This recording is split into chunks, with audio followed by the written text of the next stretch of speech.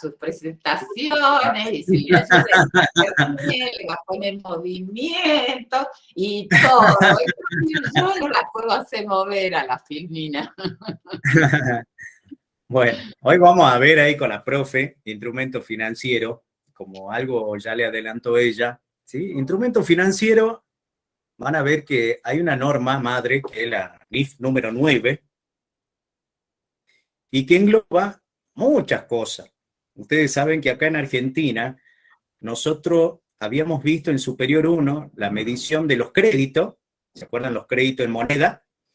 Habíamos visto la medición de las deudas en moneda, habíamos visto la medición de las inversiones, ¿sí? Y nosotros teníamos, o tenemos, mejor dicho, acá en Argentina, normas que tenemos que aplicar cuando se trata de un activo, y según la característica del activo, si un crédito originado en la venta, un crédito originado en las refinanciaciones, ¿se acuerdan? ¿Sí?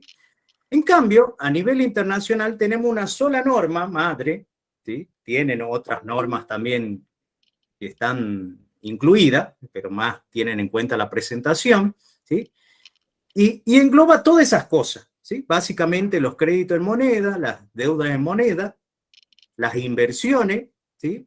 Entonces ustedes se imaginan que es una norma bastante compleja leerla, y tiene muchas páginas, ¿sí? Hay normas, por ejemplo, vimos la NIF número 15, que es una norma diseñada para aquella empresa que vende solamente, no para el que compra. En cambio, esta es una norma aplicable tanto para pasivos como para activos, para empresas que venden a crédito, para empresas que compran a crédito, ¿entienden? Por eso es la complejidad de la norma, ¿sí? Entonces había que darle un nombre. Ustedes saben que cuando vimos el marco conceptual con la profe, aparecía en el marco conceptual un concepto que era contrato. Sí, un concepto muy importante y que ella le dio la definición de lo que era un contrato. Y bueno, las NIF toman en cuenta esa definición de contrato, ¿sí? Para llamar a estos instrumentos financieros. Son instrumentos financieros que nacen de un contrato, ¿sí? Entonces, ambas partes de ese contrato la pueden aplicar a la NIF. ¿Entienden? ¿Me van entendiendo? ¿Sí? Vamos a ir viendo. ¿Ve que se mueve? Entonces, ¿Ve que se mueve?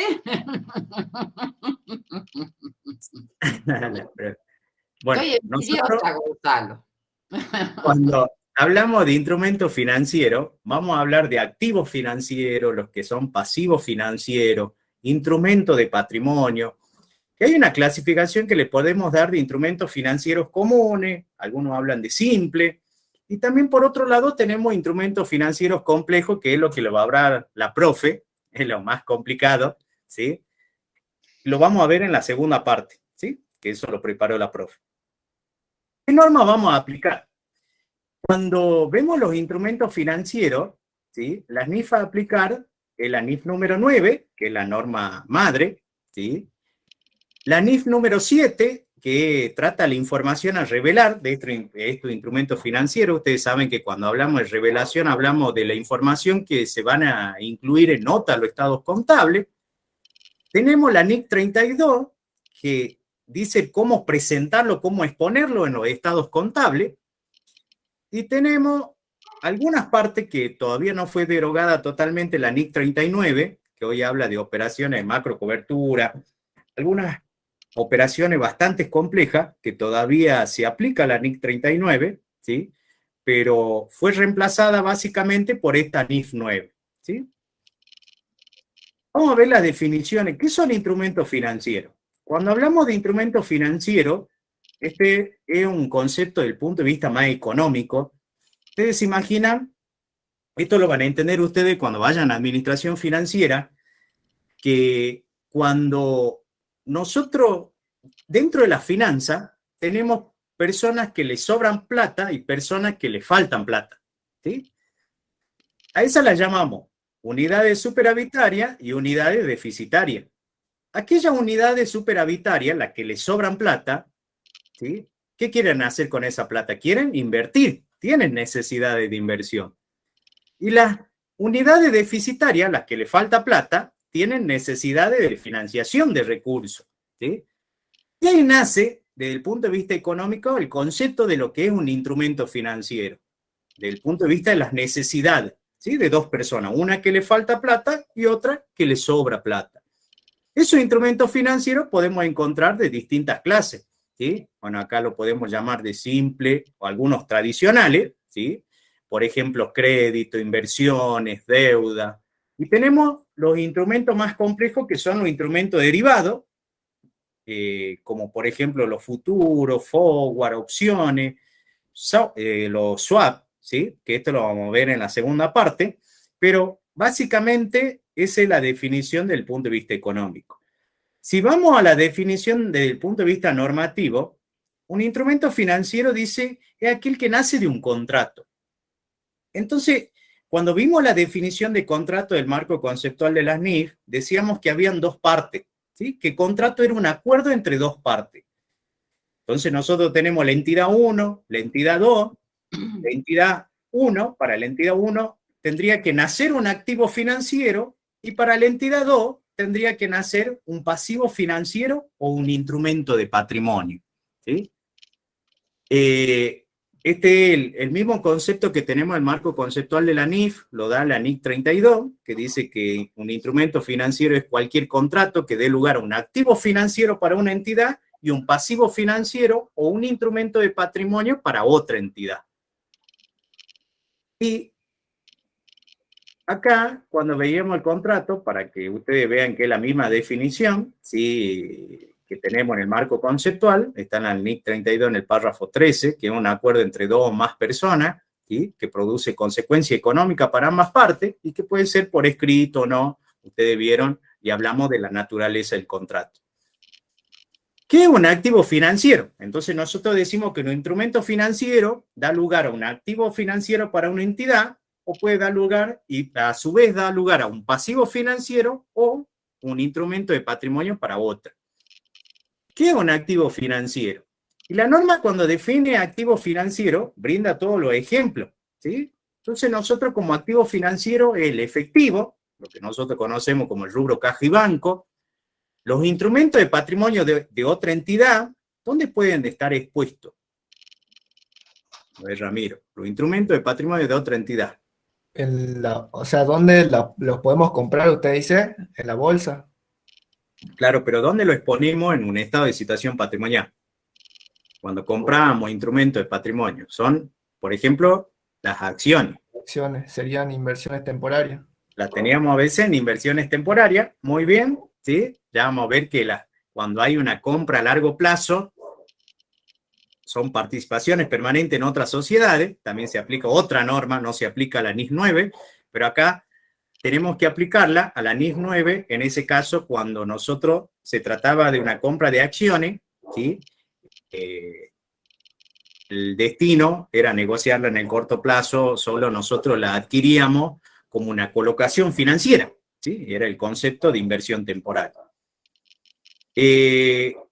O un derecho contractual a recibir efectivo u otro activo financiero.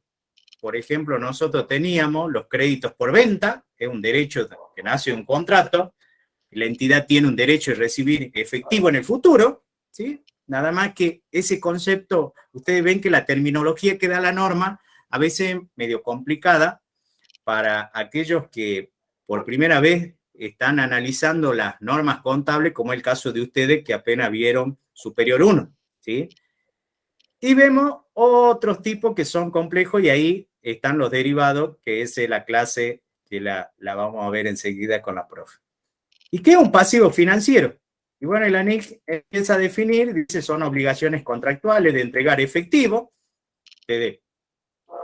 por ejemplo, las deudas en moneda, que vimos también en Superior 1, están incluidas como pasivo financiero, la obligación contractual de entregar un activo financiero a otra entidad, o sea que podría cualquier tipo de activo financiero que lo mencioné anteriormente, también se trata de una obligación financiera, y otros complejos que lo vamos a ver después, que serían los derivados. Es un instrumento de patrimonio. Y bueno, la NIF, al igual que las normas argentinas, siempre definen con un enfoque residual al patrimonio neto, siempre les dije a ustedes, y que patrimonio neto es una diferencia entre activo y pasivo, de la misma manera lo define la NIF. Hay algunos casos bastante complejos que no lo vamos a ver ahora, esto lo vamos a dejar para más adelante cuando vayan al quinto año, ¿no, profe? ¿Sí? Algunos casos bastante complejos donde se duda si es un pasivo o es patrimonio neto, pero no vamos a entrar todavía en ese tema, ¿sí? Entonces, cuando vemos el instrumento, una entidad, por ejemplo, le da a otra dinero, le presta dinero, y para la otra entidad nace un pasivo financiero, la obligación de devolverle el dinero en el futuro, o la entidad 1 le da dinero a la entidad 2 y la entidad 2 le da a cambio acciones, un instrumento del patrimonio. Entonces, para la entidad 1 nace un activo financiero, ¿sí? Y cuando nosotros hablamos de que surgen este tipo de operaciones, hay un pasivo financiero, un instrumento de patrimonio, la empresa lo hace con el objetivo de obtener intereses, de obtener una renta, ¿sí? Cuando nosotros compramos acciones, vamos cobrando dividendos también.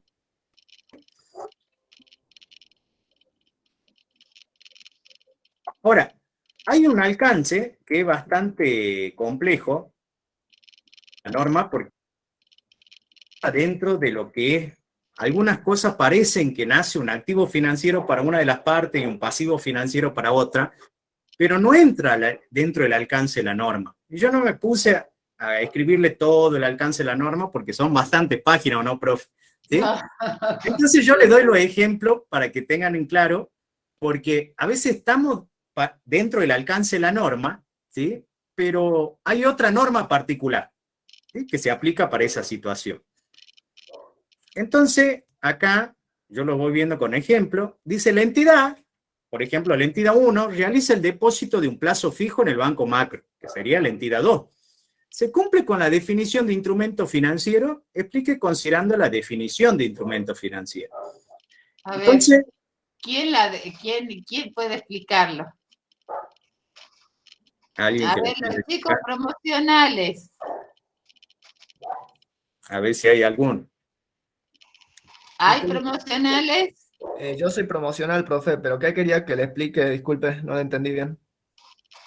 No, que quería que diga si es Está dentro del alcance un depósito de una plazo norma de instrumentos financieros o no. Bueno, ahí ya creo que la Firmina decía que no. No, no decía nada la Firmina todavía. Estaba pensando. Estaba pensativo ahí. No decía nada. Estaba pensativo.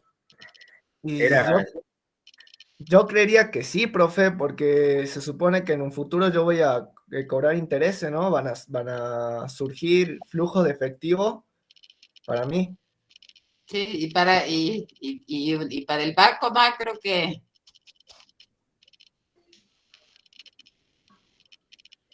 Muy bien. Sí, sí, sí. La entidad 1 le da el efectivo al banco. ¿Sí o no? Claro. Y para el banco macro nacería un pasivo financiero. ¿Sí o no? Sí. Porque una deuda, pesos, ¿no es cierto? Un flujo de fondos, tiene que devolver el capital más los intereses. Muy bien. Y para nosotros la entidad sería un activo financiero. ¿Sí? Claro. Ahí el banco, como de ese pasivo, nos paga interés. Nosotros tenemos que reconocer el activo financiero más los intereses que vamos a cobrar en el futuro. ¿Sí o no? ¿Sí? Entonces, sí sería un instrumento financiero. Ahora acá, la entidad tiene la obligación de abonar el impuesto a la ganancia. ¿Se cumple con la definición de instrumento financiero?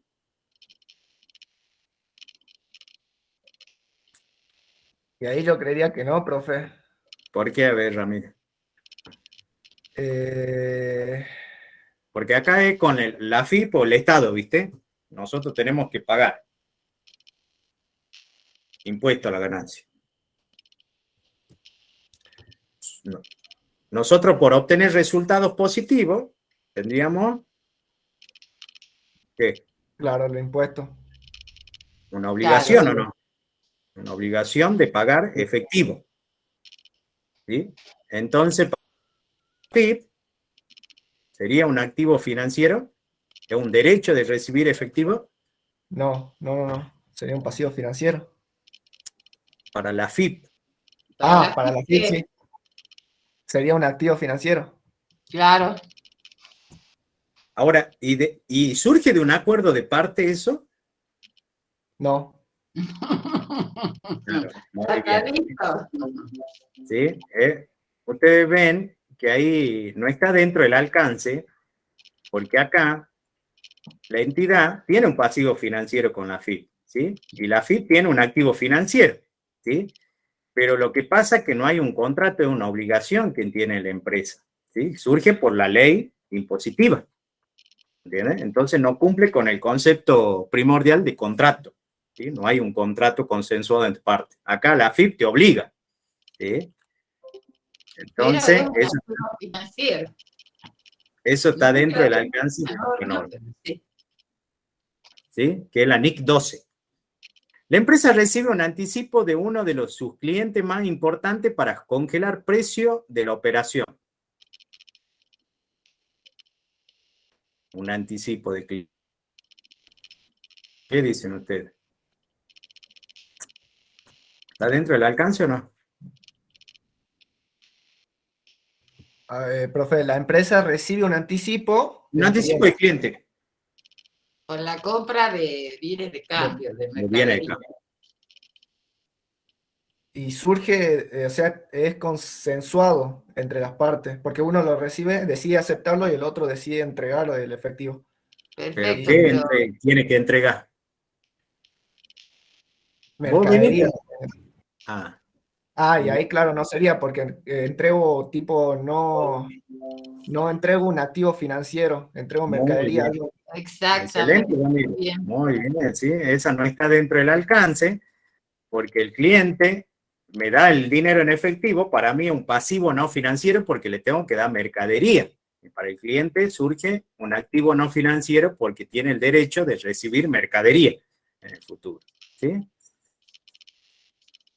Bueno, y acá tiene, ¿sí? Las cuentas comerciales por cobrar, sería un activo financiero, las cuentas comerciales por pagar serían pasivos financieros, documentos a cobrar, documentos por pagar, los préstamos, ¿sí? Inversiones en plazo fijo, inversión en acciones, en títulos públicos, serían activos financieros, ¿sí?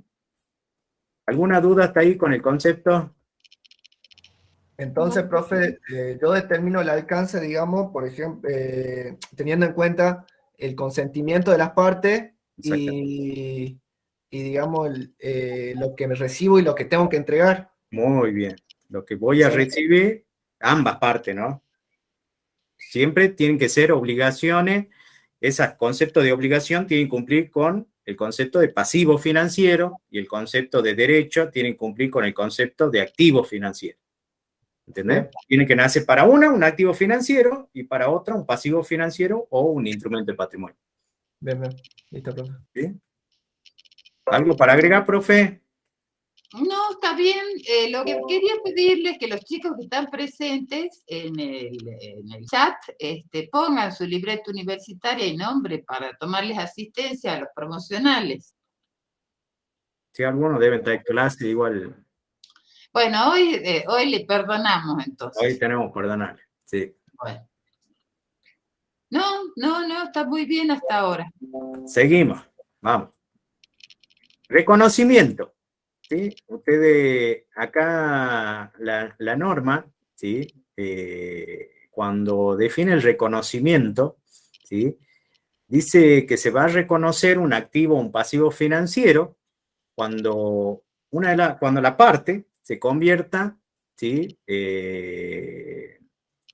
Dentro de las cláusulas, cuando te conviertas en parte dentro de las cláusulas contractuales, ¿sí? O sea, cuando yo forme... Ahí.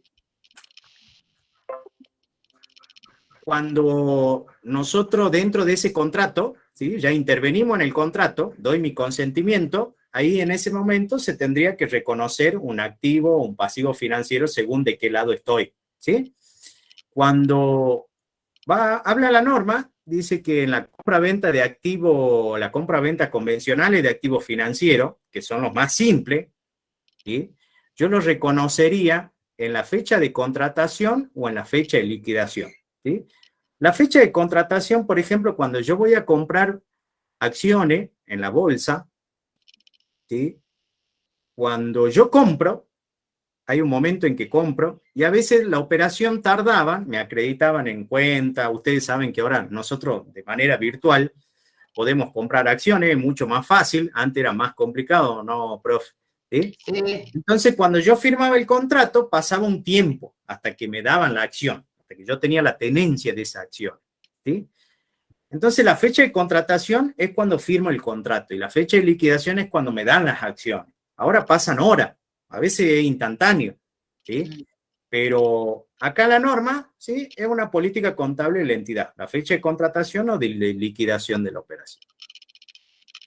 ¿Cómo se miden inicialmente, ¿sí? Los instrumentos financieros?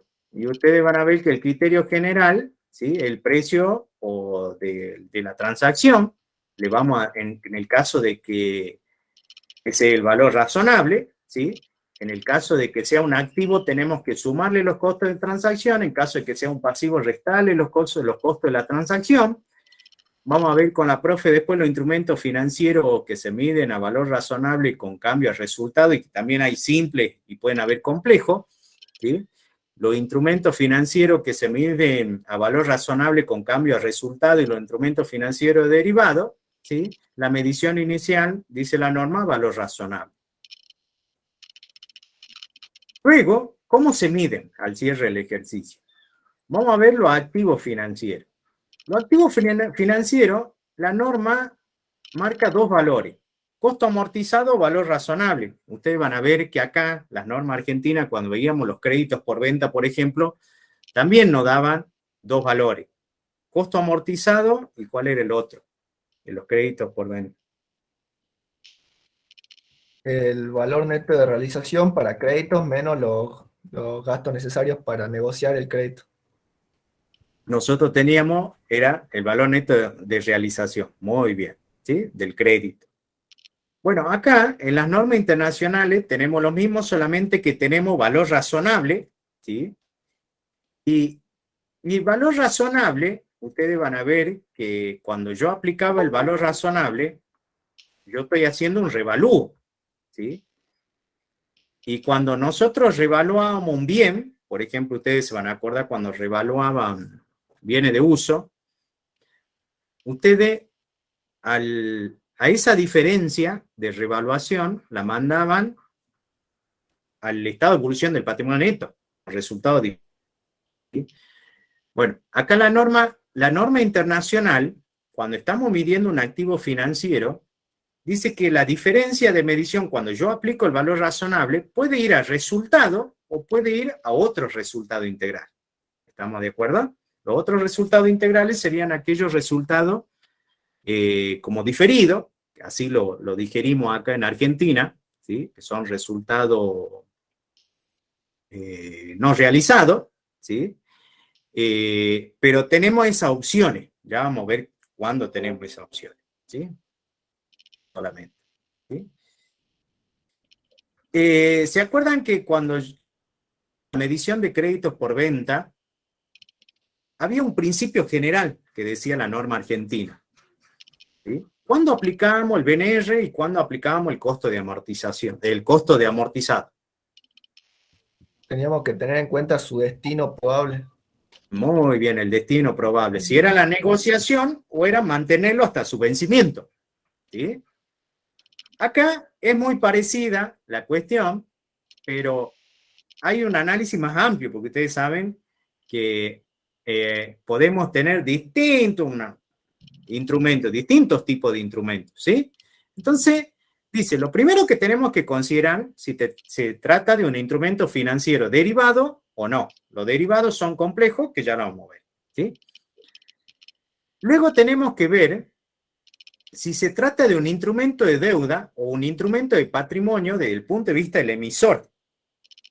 O sea, si yo tengo acciones con cotización que medir, es un instrumento de patrimonio desde el punto de vista del emisor, ¿Sí o no? No estamos del punto de vista mío, de la entidad que compra, ¿sí? Entonces nosotros tenemos que tener en cuenta eso, si es un instrumento de deuda o es un instrumento de patrimonio. Luego tenemos que tener en cuenta, esto para los instrumentos de deuda, cuáles son las características de los flujos de fondos, ¿sí? Ya van a ver que hay instrumentos de deuda que tienen distintas características los flujos de fondo, ¿sí? ¿Se acuerdan que yo les comentaba a ustedes en Superior 1 que, por ejemplo, cuando yo tengo un crédito, los flujos de fondo, ¿cuáles son? Cobrar el capital y cobrar... Esos eran los flujos de fondo. Cuando yo compro acciones, yo voy cobrando dividendos solamente, ¿sí? Pero también está el caso donde hay otros tipos de crédito. Cuando yo pido, por ejemplo, un crédito al banco, un crédito hipotecario que muchas veces lo negocian hoy con UVA, ¿sí? Yo tengo que pagar el capital, intereses y una actualización del capital. ¿Se acuerdan que les comenté en algún momento también en Superior 1? ¿Sí? Entonces los flujos de fondos son más complejos. Entonces la medición también es distinta. ¿Bien hasta ahí? ¿Sí? Y tenemos que ver el modelo de negocio de la entidad. El modelo de negocio tiene que ver si la entidad lo va a negociar en el futuro al crédito, por ejemplo, o lo va a mantener hasta su vencimiento, ¿sí? Entonces vamos a ver cómo realiza el análisis la norma para explicarlo. El paso 1, nosotros lo primero que tenemos que determinar si es un instrumento, vamos a medir primero los activos financieros, ¿sí? Se trata de un activo financiero derivado, y sí, se mide como principio general valor razonable, con cambio de resultado. Ya vamos a ver cuándo la profe le va a dar las excepciones, cuándo no va a resultar de Bavori, ¿sí? Pero principio general es ese, básicamente. Supongamos que no se trata de un activo financiero derivado, tengo que seguir con el análisis y me tengo que preguntar, ¿se trata de un instrumento de patrimonio o un instrumento de deuda desde el punto de vista del emisor, del que emite el instrumento? Si es un instrumento de patrimonio o si es un instrumento de deuda, ¿sí? Vamos a ver cómo se mide un activo financiero que se trata de un instrumento de patrimonio desde el punto de vista del emisor. Si es un instrumento de patrimonio, acciones, por ejemplo, yo las puedo medir a valor razonable con cambio en resultado o a valor razonable con cambio en el ORI. Y es una política contable que tiene que elegir la entidad, ¿sí? Y esta la elige una sola vez para siempre. Es una elección irrevocable, dice la norma, y se determina al momento de la medición inicial, ¿sí? Entonces ustedes tienen que elegir. ¿Estamos de acuerdo? Cuando se trata de un instrumento de deuda, desde el punto de vista del emisor, ¿cómo se mediría? Ahí nosotros tenemos que analizar los flujos de fondos. Por ejemplo, este es un crédito por venta, ¿sí? Los flujos de fondos constituyen capital más intereses solamente. Si es no, por ejemplo, en ese caso de los créditos UVA, que tienen también capital, intereses y actualizaciones, en ese caso se mide a valor razonable con cambio en el ORI, ¿sí? Acá, por ejemplo, les coloco instrumentos de deuda que se ajustan con un índice específico, ¿sí? Si es sí, se trata de capital más intereses solamente, tengo que analizar cuál es el modelo de negocio de la entidad. Si es mantenerlo hasta el vencimiento, cobrarlo. Si es una cartera que se mantiene para cobrar y vender, ¿sí? Según un plan de negocios que haga la entidad, o el destino es venderlo, ¿sí? Acá es muy parecido a la norma argentina, solamente que dice la norma que hay una zona gris, que a veces es cobrar y vender a la vez, ¿o no, profe? ¿Sí? Sí. Acá en Argentina nosotros decíamos, ¿es blanco o es negro? No decíamos que había una zona gris, ¿sí? Pero bueno, la norma internacional dice puede haber una zona gris. Cuando es mantenerlo hasta el vencimiento, se van a medir a costo amortizado, ¿sí? Si el objetivo es cobrar y vender, estamos en la zona gris, ¿sí? Ahí se miden a valor razonable con cambio en el ORI, Y si el objetivo es negociarlo, se van a medir a valor razonable con cambio a resultado. ¿Sí? Eso es básicamente lo que dice la norma. ¿Cómo se miden los pasivos financieros? ¿Qué debemos tener en cuenta? Acá en pasivo financiero la norma, ¿sí?, no tiene un modelo de negocio. Y dice que el principio general va a ser medirlo al costo amortizado. Y hay ciertas excepciones que te dan la posibilidad de medirlo a valor razonable con cambio a resultado. Ciertas excepciones que están explícitamente en la norma, ¿sí? Y hay veces donde se puede medir el pasivo, ¿sí?, a valor razonable con cambio en el ORI. Y eso se da, dice, si se modifica, por ejemplo, los cambios en el riesgo propio de la entidad, o sea que empeora mi calidad crediticia. ¿Y qué significa esto? Ustedes saben que en la crisis financiera hubo un problema, porque ahí le echaron la culpa muchos a la NIC 39. ¿Se acuerda, profe? ¿Se acuerdan que en la crisis financiera decíamos que se armó un lío, en realidad, ¿sí? Y decía, bueno, los contables miden mal. Y una de las críticas era cómo medíamos los pasivos nosotros, los contadores. Y aplicábamos en ese momento la NIC 39. La NIC 39 te decía, por ejemplo, yo emito títulos públicos o obligaciones negociables. Soy un ente que emite obligaciones negociables. Cuando yo emito obligaciones negociables, ¿sí?, y a la empresa le va mal, ¿sí?, a la empresa le va mal, ¿qué pasa con la cotización de las obligaciones negociables de la empresa? Disminuye, profe. ¿Disminuyen o no? Disminuye. Entonces ustedes se imaginan que yo tenía un pasivo, cuando emito la obligación negociable, tenía un pasivo de 1.000 millones de pesos. Ante la caída del mercado, de la cotización de las obligaciones negociables, las acciones de 1.000 millones de pesos valían 1 millón de pesos. ¿Sí? O sea que 999 millones yo tenía que sacar del pasivo. ¿Sí o no? ¿Qué asiento harían ahí ustedes? Y debitaríamos el pasivo y acreditaríamos una cuenta. Creo que sí había visto algo, profe, era una cuenta de resultados y por eso se armó el lío, ¿no? Claro, eso también le comenté, ¿sí?, en algún momento, porque ustedes se imaginan, nosotros acreditamos un resultado positivo, ¿o no, profe? Claro. ¿Sí? Entonces era cuando vos no estudiabas para el parcial y te llevaba una buena nota. Era algo irrazonable, ¿entienden? ¿Sí? Entonces, ¿qué hicieron la empresa? Cuando tenían mucha ganancia en el estado de resultados, le empezaron a repartir encima a esos 999 millones. ¿Sí? Y ahí estábamos repartiendo nosotros capital. ¿Sí? Y bueno, pero la norma no contemplaba en esos casos, ¿sí?, y te dejaba. ¿Sí? Era un resultado positivo, porque era una disminución del pasivo. ¿Sí? Entonces, tras ese lío, se modifica la NIC 39, se va derogando y aparece la NIC 9, y la NIC 9 dice, che, cuando es por culpa tuya que disminuye el pasivo, no lo mande contra resultados, mándalo contra ORI. ¿Entienden? Y es algo muy lógico. Bueno, y este es básicamente la medición del pasivo financiero. Bueno, profe. Gonzalo, 3 minutitos te faltaron. Bueno. ¿Alguna pregunta ahí? Pues fui bastante rápido, ¿sí? Pero básicamente fue el tema, lo que tienen que saber bien, ¿sí? Financiero derivado, nada más que les quería dar a ustedes un panorama porque, bueno, nosotros habíamos visto bastante la medición de crédito y deuda en superior 1, ¿sí?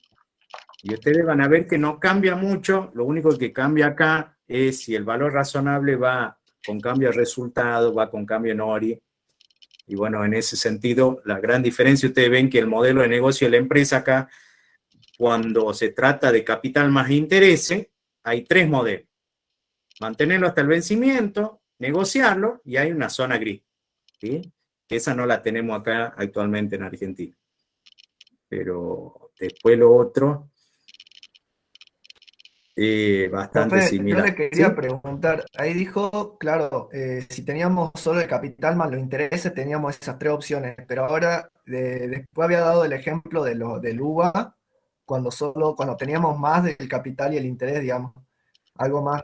Ese era el primero, era cuando se ajusta con un instrumento, por ejemplo, con un índice específico, ¿sí? Tenemos una más. ¿Y qué otro ejemplo sería, aparte de lo del UVA, para eso? Acá en Argentina actualmente tenemos ese, no sé, no se me viene uno en la cabeza, profe, porque hay deuda, ¿sí? Ustedes van a ver que se van actualizando, ¿sí? Acá, cuando se actualizan las deudas, ¿sí? Ustedes saben que eso lo hablaba mucho Daniel, pues le gusta mucho hablar de cuando él lo clasificaba, los activos monetario y no monetario, las pasivas monetario y no monetario, cuando veíamos, según la doctrina contable, ¿sí? Y Jalcal hablaba, ¿sí? De los créditos indexados, de las deudas indexadas, de esos casos se trataba, ¿sí? Actualmente el único que, o sea, yo los deudas más conocidas que da el banco actualmente trabaja con UVA, ¿no, profe? Sí, no, no conozco otro. Que es en el Claro, caso del crédito hipotecario. claro, claro.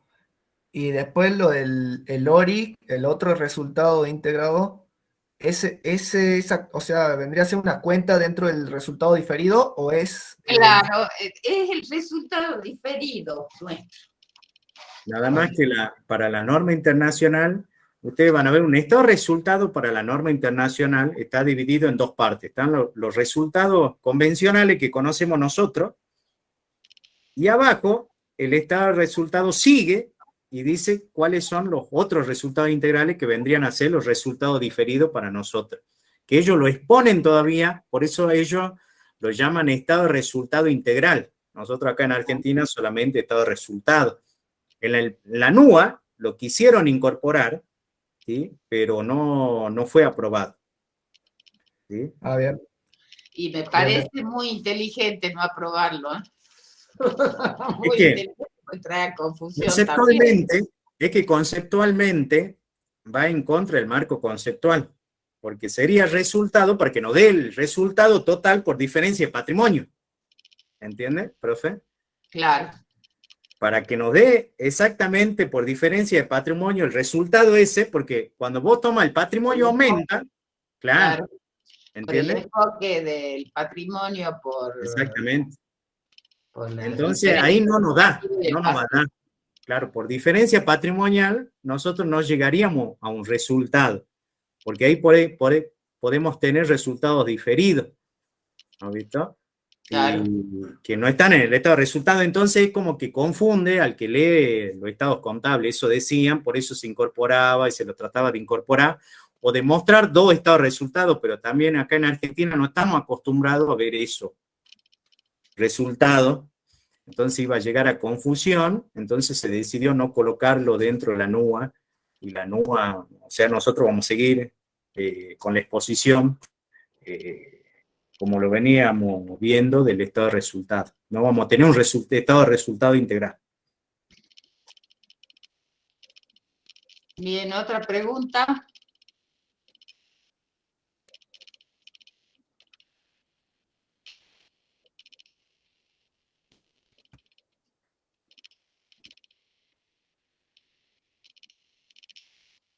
Ahora sigue usted, profe. Bueno, perfecto. Bueno, vamos a ver justamente estos instrumentos financieros derivados, que son, digamos, instrumentos financieros que tienen determinadas particularidades, ¿no? Eh, a ver, voy a exponer.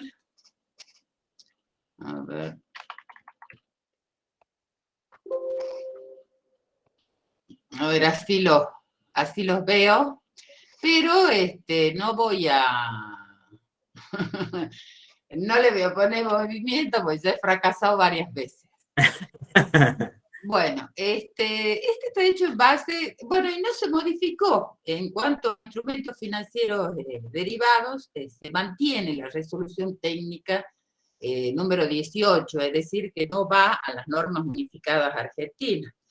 Se derogan otros, pero se mantienen los instrumentos financieros derivados, y por supuesto le marco la NIC 9, la NIC 32 y la NIC 39, que como les dijo Gonzalo, es la que se aplica solamente una parte. La crítica, digamos, de la NIC 39 fue que era muy difícil de comprender, tenía operaciones sumamente complejas, y básicamente estaba, digamos, orientado a, no es cierto, al común de las empresas, sino a empresas de carácter financiero.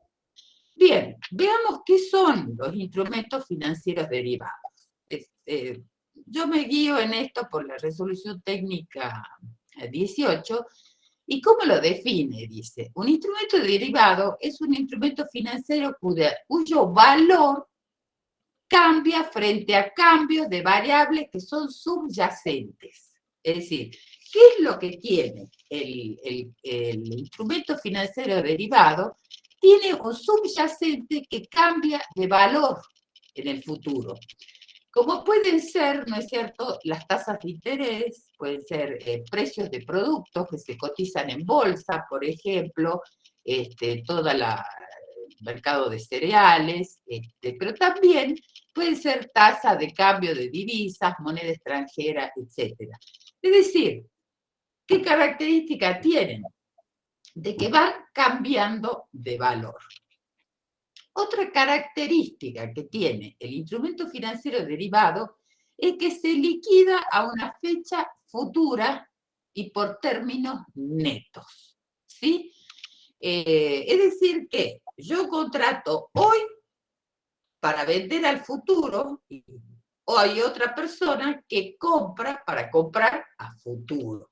¿Por qué? Porque sabemos, ¿no es cierto?, de que estos instrumentos, estos subyacentes van variando. ¿Y qué es lo que quieren, ¿no es cierto?, los contratantes en estos instrumentos? Asegurarse un determinado precio de venta o de compra. Vamos a empezar por un tema simple, ¿no es cierto? Yo les he subido esas, que están bastante interesantes, la explicación esa de los dibujitos animados de los gallegos, ¿no es cierto?, de economía. José, disculpe, ¿estará presentando el Power porque no se está viendo en el Meet? ¿No se está viendo qué? El Power. A ver, capaz que... A ver, una ventana. Ah, es que la chique... A ver, espera. Ah, es que le he borrado. A ver, cancelar. Se me desapareció. Ábralo de nuevo, profe. Sí. A ver, instrumentos, no, este no es.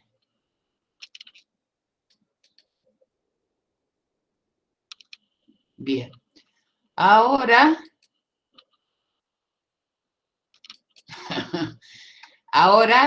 bien, pongo presentar una ventana, compartir. ¿Ahora la ven? Sí, profe, ahí está cargando. Bien, perfecto. No le voy a poner movimiento para no pasar papelón. Bien, perfecto. Entonces, estábamos viendo qué características tenían estos instrumentos financieros. Se contratan básicamente con una fecha futura, ¿no es cierto? Son de compra y venta. Pueden ser también de compra y venta de flujos de efectivo, ¿no es cierto? Se tratan de tasas de interés o bien de diferencias de cambio de moneda extranjera. Pero el objetivo fundamental de estos instrumentos financieros es asegurarse para el futuro, ¿no es cierto?, de que yo puedo vender al precio que he pactado en el momento del contrato. Es decir, si tengo expectativas de que el precio del cereal va a bajar, ¿no es cierto?, me conviene hacer un contrato de venta a futuro, ¿no es cierto?, por un precio que considere adecuado. Porque si baja, yo voy a cobrar, ¿qué precio? El precio con el que firmé el contrato, ¿me entienden?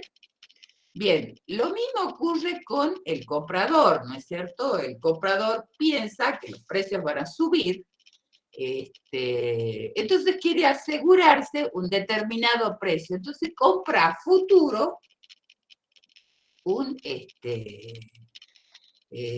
digamos, compra a futuro X toneladas de cereal, pero a un precio definido hoy, que considera que le conviene. Entonces, puede subir o bajar. Lo que sí vemos que alguien gana y alguien pierde, ¿no es cierto? Después otra característica y que nos va a permitir identificar el instrumento financiero derivado es que como se pacta a futuro, tiene una escasa o nula inversión inicial, ¿sí? Es decir, si yo contrato a futuro la venta con otro que va a comprar, ¿no es cierto?, que no, es un contrato firme. ¿Por qué? Porque de acuerdo a la definición que les dio Gonzalo, ¿qué les está diciendo? ¿No es cierto?, que existe ya el contrato y que obliga a ambas partes a cumplirlo. ¿Me entienden? Pero en el momento del reconocimiento inicial, el costo es prácticamente cero. A ver, podremos tener el sellado del contrato, que es importante para poner fecha cierta, la certificación de las firmas por escribano, ¿no es cierto? Entonces son pocos los costos iniciales. Es decir, que para identificar un instrumento financiero derivado tenemos que tener en cuenta que la condición es que se va a liquidar o se va a concretar en el futuro, pero a un precio que hoy pactamos, ¿no es cierto?, independientemente del precio que tengamos en el futuro. Requiere una inversión inicial mínima, ¿no es cierto?, y permite realizar compensación de fondos, ¿me entiendes? En vez de entregarle, de venderle la mercadería o de venderle el trigo, ¿no es cierto?, le da la diferencia al comprador, ¿no es cierto? Y le dice, bueno, te doy la diferencia del precio. Cuando pierde, ¿no es cierto?, el vendedor, te doy la diferencia del precio y vos compras el cereal donde quieras. ¿Entiendes? A eso se refiere la compensación de fondos y es lo que actualmente es lo normal, ¿no es cierto?, porque se trabajan en mercados institucionalizados. Ya no existe, ¿no es cierto? Existe el comprador y el vendedor que celebran, ¿no es cierto?, este contrato a futuro entre las dos partes sin tener en cuenta, ¿no es cierto?, este mercado institucionalizado. Se puede cumplir, pero depende, ¿no es cierto?, de la voluntad de las partes de cumplirlo al final, ¿no es cierto? Eso trae a veces inconvenientes. ¿Por qué? Porque a veces recibe la mercadería y por ejemplo, los cereales y no son de la calidad esperada, o bien quien tiene que comprar no paga. ¿Me entienden? Bueno, pero concretamente este es el concepto y por eso vamos a identificar los instrumentos financieros derivados. Que existe un subyacente, ¿no es cierto?, del cual depende, digamos, que varía en el tiempo y que es un contrato a futuro, que tanto el comprador como el vendedor se tienen que asegurar, se quieren asegurar, si ustedes han visto las filminas, quieren dormir tranquilos, ¿sí? Juan y Pedro, ¿sí? El cerealero, el que produce el cereal y y Pedro el paradero, ¿no es cierto? ¿Por qué? Porque se rompe la cabeza, no saben a qué precio van a vender cuando ya haya cosechado, y el pobre panadero no sabe a qué precio va a comprar el pan, ¿sí? Bueno, eso nos pasa ahora, pero no creo que todos hagan contratos derivados, ¿no es cierto? Bien. ¿Está claro hasta acá? Sí, profe. Bien. Sigamos. ¿Qué derivados vamos a estudiar? ¿Sí? Los típicos. A ver, en el mercado financiero, ¿no es cierto? Cada vez hay más y se diversifican muchísimo este tipo de contratos, ¿no es cierto? Derivados. Pero vamos a estudiar los típicos y vamos a analizarlos. Tenemos un contrato a término o forwards, los contratos a futuro, las permutas financieras, que son los swaps, y las opciones. No nos tenemos que asustar, nosotros vemos en el examen, ¿no es cierto?, que les da mucho miedo rendir este tema. Hay chicos que se han levantado porque han dicho, bueno, no cuesta interpretarlo, pero es un tema dentro de todo simple. Bien, ahora, este tipo de contratos se hacen con dos objetivos. Y si han visto las Firminas, dicen, hay quienes, ¿no es cierto?, hacen mucha plata, ¿no es cierto?, en el corto plazo y es de carácter especulativo. Es decir, son aquellos que se dedican a la bolsa, ¿no es cierto?, y compran y venden. Es decir, acciones, opciones, no solamente cereales, ¿no es cierto? Hay opciones, hay commodities de petróleo, hay lo que nos podamos imaginar. Bueno, pero le miremos el lado bueno, no lo odiemos tanto al especulador, ¿no es cierto? Que compra y vende cuando le conviene y cierra su posición, ¿no es cierto? En la mejor situación. Por ejemplo, si quiere, a ver, vende cereales, él ni es cerealero, ¿no es cierto? Hace un contrato para vender cereales porque piensa, ¿no es cierto?, que el precio va a bajar, ¿no es cierto? Pero llega un momento que ve, a ver, el precio, a ver, ve ahí, uno ya se va haciendo lío. El especulador financiero vende, ¿no es cierto? Bueno, piensa que va a vender a un precio alto y porque la expectativa de que posiblemente el precio baje. ¿Me entienden? Entonces, como él firmó ya ese contrato a futuro, a vender a X pesos, pero el precio baja, él gana. Pero si se da al revés, ¿no es cierto?, ya en un momento cuando ve que se iguala y que la tendencia es en alza, ¿qué hace? Compra con el mismo plazo los cereales para cancelar su posición. Entonces, puede, ¿no es cierto?, tener haber tenido un margen de ganancia, ¿no es cierto?, o quedar cero, o haber perdido poco, antes de esperar que llegue el vencimiento del contrato. Bueno, ellos tienen una función importante, eso es lo que dice la Firmina, no la Firmina, las proyecciones de YouTube donde le pongo, también cumplen una función, porque al estar en el mercado, ¿no es cierto?, facilitan que haya las suficientes operaciones, ¿no es cierto?, para aquellas personas como Juan y Pedro que quieren cubrirse de las diferencias de valor de los subyacentes en el futuro. ¿Está claro? Sí, profe, de día. Claro, bien, me guío por Ramiro. Muy bien. Entonces, sigamos.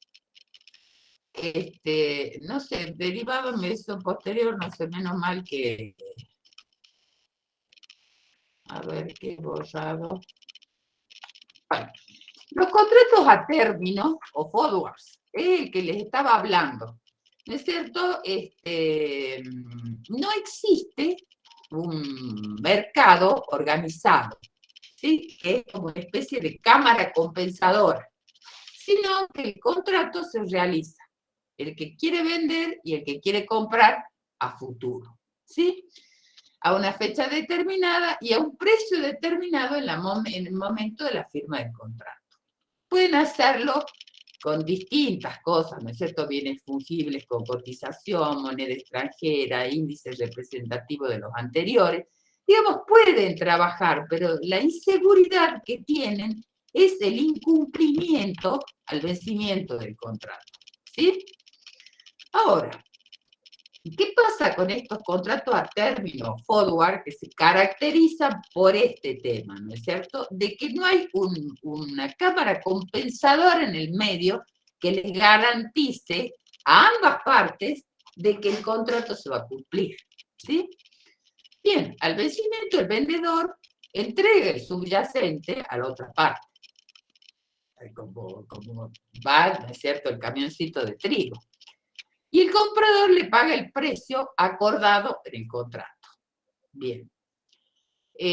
También ocurre que se transfieren los flujos de efectivo netos, ¿sí? Si quedó en vender, si el contrato es de 100 pesos, ¿no es cierto?, para vender tonelada de trigo, 100 pesos, y el precio final es 120, el vendedor pierde acá y le tiene que entregar al comprador 20 pesos nada más. Por eso dice intercambio de flujos netos. Le da los 20 pesos y le dice, bueno, con el precio de compra que eran 100, más los 20 que te doy, anda a comprar, ¿no es cierto?, los cereales que vos querés, ¿sí? Es decir, que con esto se evita el traslado de las mercaderías, ¿no es cierto?, de los subyacentes, ¿sí? Sino que trabajan con esto. Bueno, estos se siguen usando, pero no es lo más común, ¿no es cierto? Tenemos, a ver,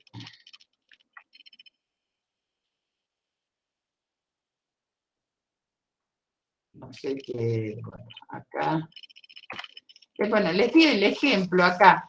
Juan es productor de trigo, es el mismo ejemplo de las filminas, ¿no? Juan es productor de trigo y le preocupa el precio que tendrá al momento de cosecha. ¿Está en qué fecha? En el 1 de enero, ¿sí? Y Pedro es panadero. También le preocupa a qué precio comprará la harina el 1 de septiembre.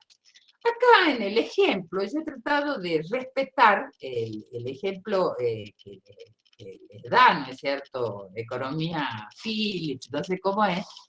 Fíjense que lo que necesita es harina, ¿no es cierto? Harina, no trigo.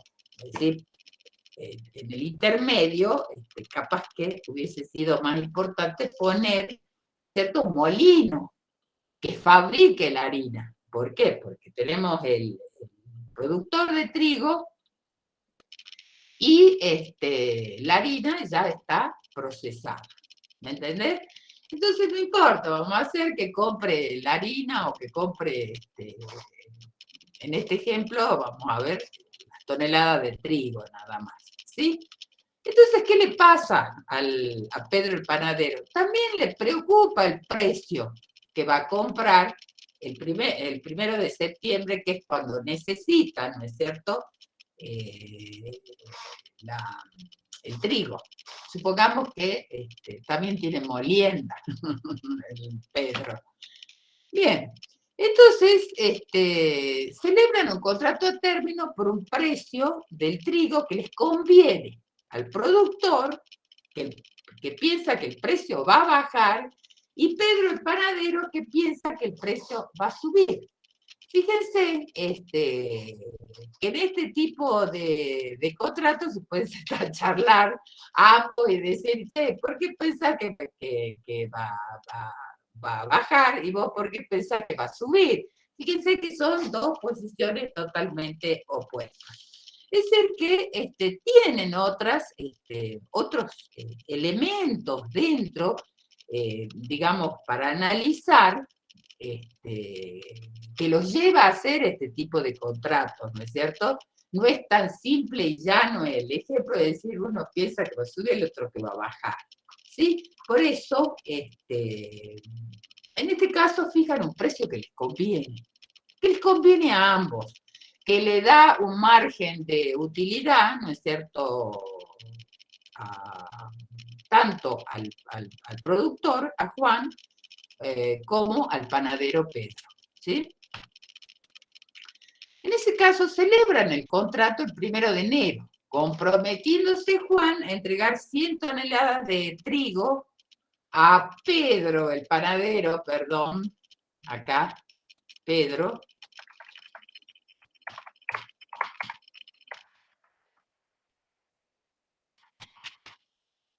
el 1 de septiembre. No he querido cambiarles nada, no después me he arrepentido, pero no importa. El 1 de septiembre, a 100 euros la tonelada. ¿Sí? Perfecto. Un solo contrato entre ambos. El 1 del 9, digamos, ya vencido a la fecha del contrato, la tonelada de trigo cotiza en 150 la tonelada. ¿Sí? A ver, ¿qué pasa acá? ¿Quién ganó y quién perdió? Ramiro.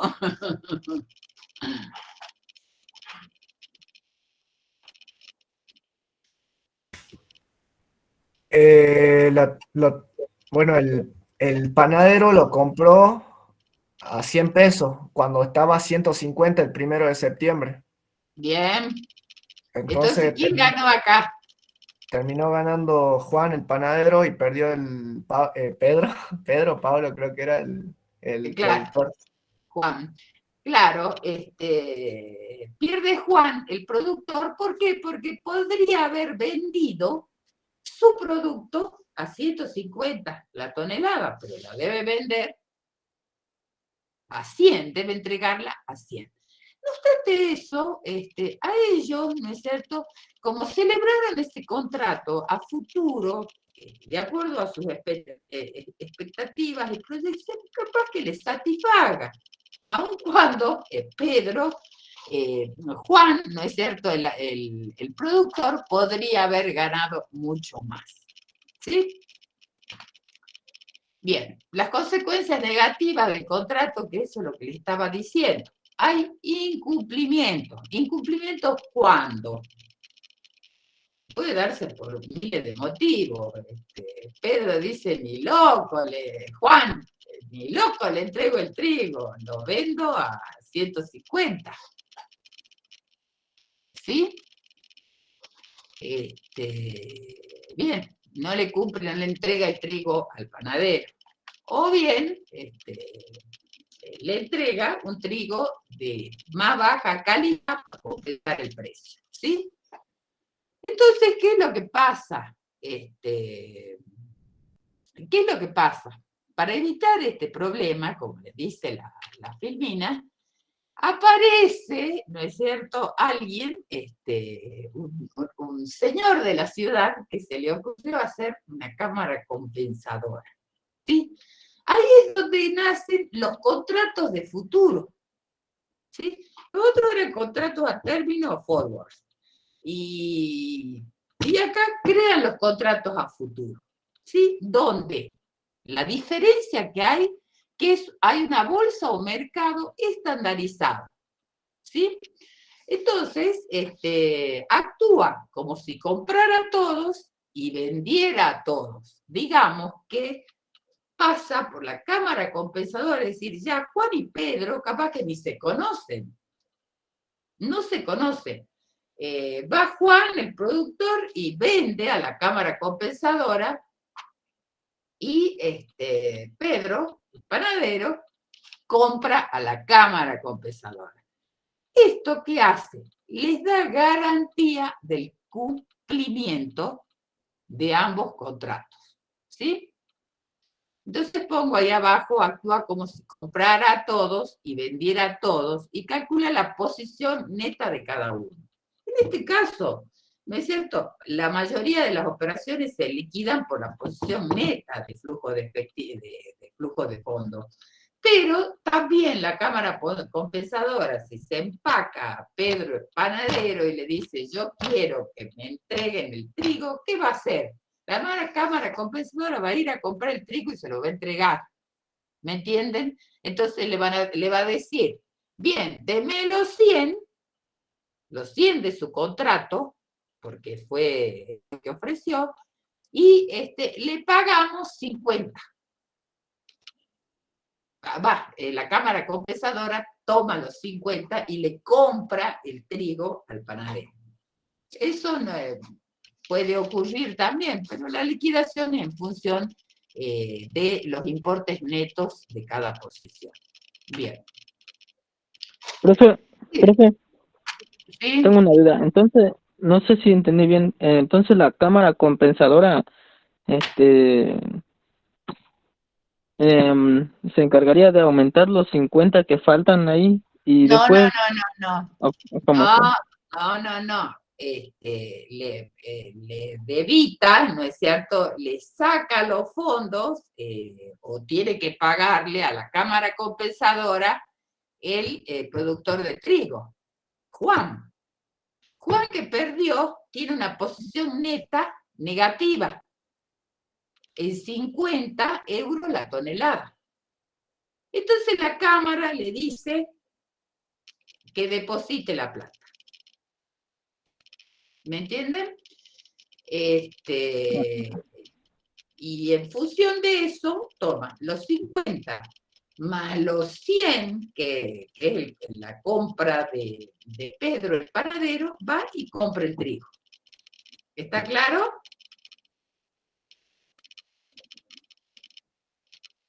Ahora sí me quedó más claro. Bien. Ahora, para eso, ¿no es cierto? Nosotros hacemos el ejemplo simple. Yo le he puesto sellado para tener un costo inicial, ¿no es cierto?, del instrumento financiero. Pero la cámara compensadora no trabaja gratuitamente, ¿no es cierto? Hace depositar un fondo de garantía. Un fondo de garantía de acuerdo al volumen de operaciones, ¿no es cierto?, que opera cada persona. Inclusive hacen abrir unas cuentas corrientes y depositar algún fondo, ¿no es cierto? Pero más que todo garantía. Entonces, si Juan, el productor de trigo, dice, no pienso darle los 50 pesos, ¿qué hace? Va y ejecuta la garantía a la cámara. Pero la función que cumple la cámara es que ambos contratos cumplan, porque si no, el que no duerme es la cámara compensadora. Y ellos, ¿no es cierto?, nunca van a perder, se van a asegurar, ¿no es cierto?, que estos contratos se cumplan. Esa es la ventaja de las cámaras compensadoras, y además, ¿no es cierto?, que uno puede operar con fines especulativos o con fines de cobertura, ¿no es cierto?, en este caso de variación del valor corriente del bien. Bien. Entonces, Entonces, acá, la cámara, ¿qué es lo que hace? Estandariza los contratos. Entonces, hace contratos de 100 toneladas, ¿no es cierto?, de una calidad de trigo X, a un precio determinado, a fechas vistas, ¿no es cierto?, a futuro. Si yo quiero, ¿no es cierto?, vender 200 toneladas, firmo 2 contratos con la cámara. Por eso decimos que están estandarizados. ¿No es cierto? Ya los contratos fijan 100 toneladas, entonces todos los contratos son de 100 toneladas. Si yo quiero vender 300 toneladas, firmaré 3 contratos. Y si son a fecha distinta, también, ¿no es cierto?, firmaré sendos contratos. ¿Por qué? Porque tienen liquidación distinta. Entonces, esto es lo que hace la Cámara, estandariza, ¿sí? Los precios, y por supuesto, la Cámara es la que va siguiendo los precios spot, ¿no es cierto?, que son los precios de contado, ¿sí?, y los precios a futuro, ¿sí? Bien. ¿Hasta ahí está claro? Sí, profe, de 10. Bien, seguimos. Bien.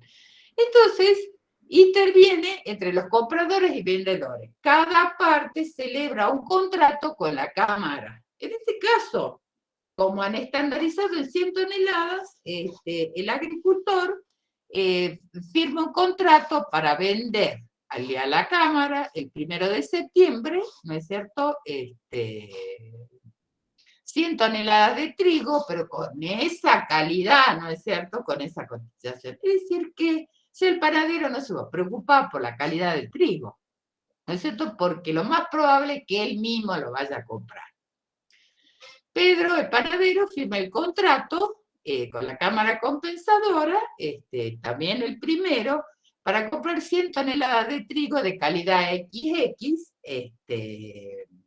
la tonelada, ¿no es cierto? El total son 100.000 euros. Es decir, no se conocen, y la característica de la Cámara es que operan muchos compradores, muchos vendedores, ¿me entienden? Es de la única manera que puede funcionar la Cámara Compensadora, ¿no es cierto? Porque siempre tenemos un vendedor y tenemos a alguien que va a comprar. Bien. Entonces, vamos, ya sabemos cómo opera la Cámara Compensadora, cómo es el contrato, el futuro, ¿no es cierto? Vamos a ver qué dice la norma en el reconocimiento y medición inicial, ¿sí? Dice, los instrumentos derivados deben reconocerse en los estados contables clasificándolos como activo o pasivo dependiendo de los derechos y obligaciones emergentes de los respectivos contratos, cuando el ente tenga derechos contractuales o se convierte en parte obligada, y hasta su baja, es decir, baja cuando los derechos se han realizado, cedidos a un tercero o expirados, ¿no es cierto?, o la obligación se haya extinguido. Esto, si lo vinculamos con lo que dice Gonzalo, ¿no es cierto?, se deben reconocer los contratos derivados, ¿no es cierto?, en el momento de la firma del contrato, ¿sí? Donde ya generan obligaciones a ambas partes, o a una parte, ¿no es cierto?, y se dará de baja en el momento de que llegamos a la fecha, o bien hayan cancelado las operaciones con digamos, la venta con una compra, ¿no es cierto?, y cerramos nuestra posición. Bien, ¿y cuál va a ser la medición inicial? Sí, los instrumentos derivados, habíamos visto desde un principio que una de las características es que tiene muy poco costo inicial, excepto, ¿no es cierto?, el que opera depositará en garantía, pero eso no va dentro de la operación, sino un depósito en garantía que tengo en la Cámara Compensadora que no se va a tocar salvo que yo no cumpla, ¿no es cierto?, con el vencimiento del contrato.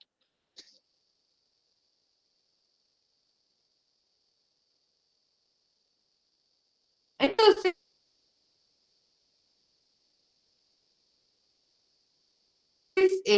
acá dice la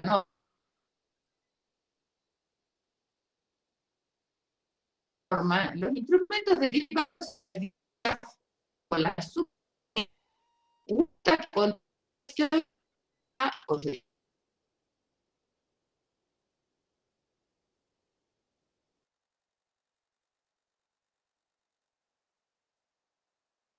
directamente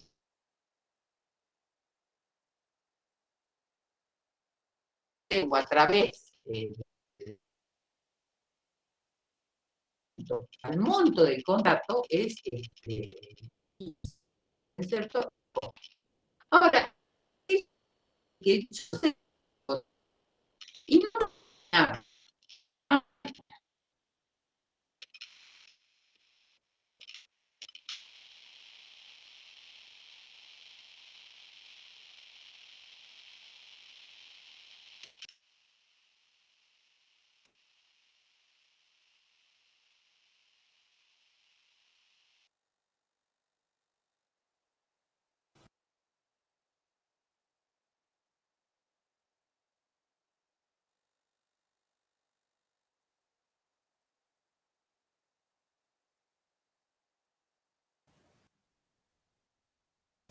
¿Se le cortó la profe? Ah, la profe, a mí también se me había cortado. Sí, a mí también un toque. Se escucha medio tilado, profe, parece que es su internet. Ahí está la profe. ¿Profe? Hola.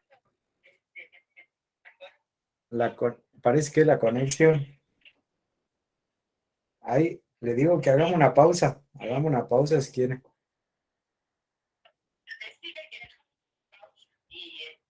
a ver si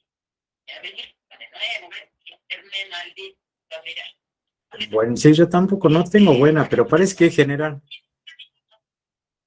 Es general, profe. Sí, porque